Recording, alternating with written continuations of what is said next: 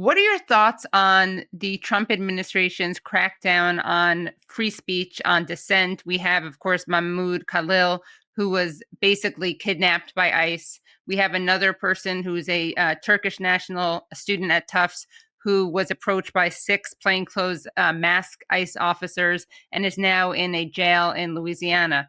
What are your thoughts on this development?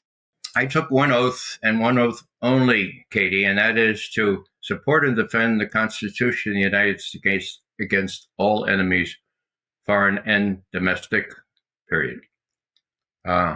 Constitution is being thrown aside here. Freedom of speech, the first of the Bill of Rights, is being endangered, and nobody seems to care much. We'll have to see if the courts can assert their prerogatives and put an end to this stuff. But I'm a student of German history as well as Russian history. This all happened in 1933, okay? Hitler enjoyed nowhere near a majority in the parliament there. And then they had the Reichstagsbrand, the burning of the German parliament. And then all of a sudden, all the political parties caved. The Democrats, Social Democrats, the Centrum, the Catholic Party, they all caved. While Hitler, as I say, had a minority of the votes. They were all afraid, okay? Now, who's caving now in this American context? Everyone. There are a couple of judges that's trying to stand up, but the Congress is totally polluted. We can't expect anything more from them as we could expect from the German parliament. The parties have caved, okay? There are a couple exceptions, of course, but very minor exceptions. So what do we have here? We have it endangering our republic. The Constitution is our bellwether. And, just a little sidelight here. James Madison, okay, was one of the main authors of the Constitution. He and George Mason pretty much did the whole thing, okay? And was all set, Mason playing a major role. Mason went to Madison and said, "Look, Jim, sorry to tell you this, I can't sign this thing." Madison said, What's going on here? You drafted most of it. It doesn't have a Bill of Rights, Jim. I can't, in good conscience, sign this thing. Now, in those days, gentlemen had certain honor to keep their promises. And Madison said, "Look, George, for God's sake, don't say that. Don't tell anybody this. I promise you, I'll send horsemen up and down the eastern seaboard. I'll get that Bill of Rights signed as quickly as I can.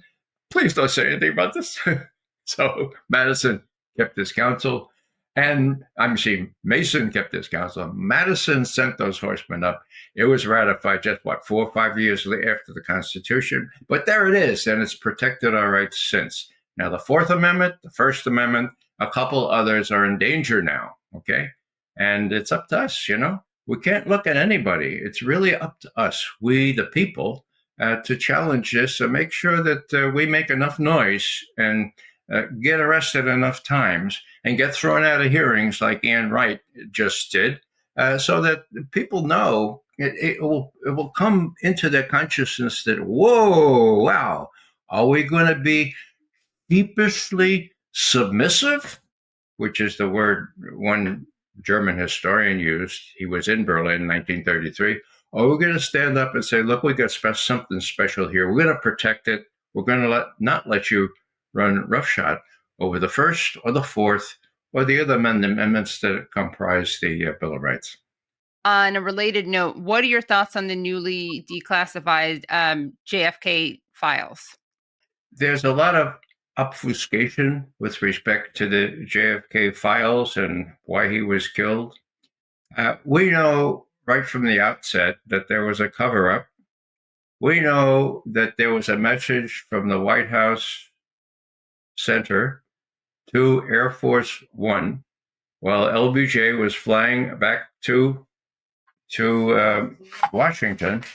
And this is what was said according to the tape, which was actually reported by Theodore H. White in his book, The Making of a President, 1964. Okay, quote, "On the flight, the Air Force One flight from Dallas to D.C., quote, the party learned that there was no conspiracy.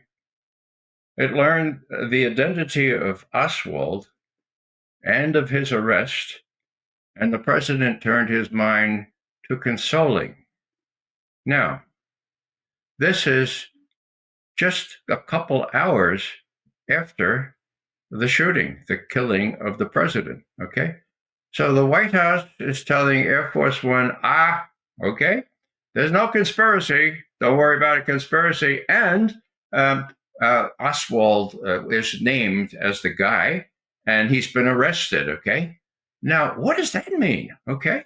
Well, people, serious people, back in those days, Vince Salandria and Marty Schultz asked Solinger, the president's spokesman, and various other Katzenbach and Moyers, have you seen that tape? Yeah, we've seen the tape. Where is it? It's with JFK files in his library. Can we get it? Yeah, we have no objection to your getting it. Okay. So the White House, in a word, was in constant communication with Air Force One just hours after the assassination. The word was already out. No conspiracy, and Oswald is the guy. How could they have known that? That's all you need, really. The rest is just kind of the rest seems to be devised so that people will be diverted from this core truth. In other words, that's what set up the whole cover up. Actually, Katzenbach writes to Moyers and says, "Look, 3 days later, okay, we need to make sure that we put this thing out, and Oswald is really shown to be the guy." They didn't know that. And then Katzenbach says, really ought to put up a presidential commission here to do that. The Warren Commission was established, and who was the key guy?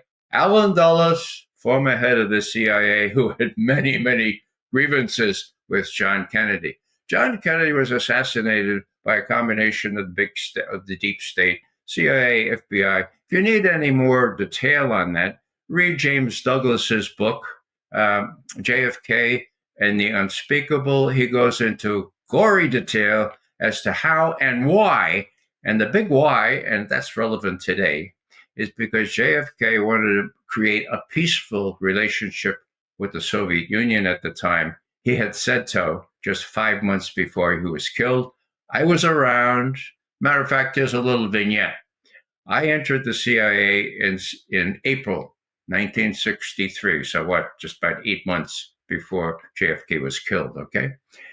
During our very high-level presentations to us as junior officer trainees, okay, we had one from an operative down in a secure location. And he lambasted the sitting president, John Kennedy, as being a coward, reneging on promises to finish off Fidel Castro. The guy was livid. And as I emerged from that callow youth that I was at 23 years old, I said, my God, that guy would kill JFK if he had a chance to. That's what I said to myself. We couldn't keep notes. They were classified. So I don't have any record of this, but I do have a very vivid memory. And when I saw what happened, I was still reluctant to believe this could be possible. But then when I got in touch with serious researchers like Marty Schatz, like Vince Salandria, and like James Douglas, it became very, very clear to me what happened. And of course, this is all relevant because it could happen again for the same reasons and by the same core of people. Call me a conspiracy theorist. I welcome the charge, but sometimes there are conspiracies.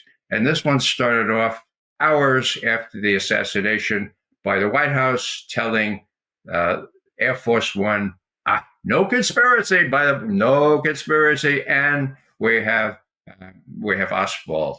So you don't need much else. The rest is it could be designed just to say, oh, what else will we find in those papers? Well, you don't need anything else, and that's my view, and that's the view of these people who looked into this stuff really early on. Talked to people like Solinger and Moyers and Katzenbach. At the time, they said, look, Theodore H. White has written this in his book. Do you concur with that? Yeah. We saw the tape. We saw the transcript. It's in JFK's library. So, you don't have to be a conspiracy theorist to realize that that was a conspiracy. And, you know, I was naive as a callow youth not to realize that the people on the other side of those turnstiles at CIA headquarters would be operational involved in some stuff like that. And last thing here. My first boss was a fellow named Fred Janney. He was one of those guys with James Jesus Angleton and all that. Came in real early. Okay, they know it. Okay. He was involved in the cover-up, and we know that because his son, Peter Janney, has written an incredible book, Mary's Mosaic. I don't know if we have time to go in further. All I would say is that's going to be a movie now, guys, okay? Unless the CIA can prevent it again, as they have for the last couple of years. Peter Janney, Mary's Mosaic, he describes exactly what happened after the killing of John Kennedy and after the murder of John Kennedy's paramour, Mary Myers, on the C&O towpath in Washington, D.C. Read it. It reads like a murder mystery, but it happens to be real. And of course, it can't get much play until now. We'll see if Hollywood will follow through on their promise to go ahead and put it out.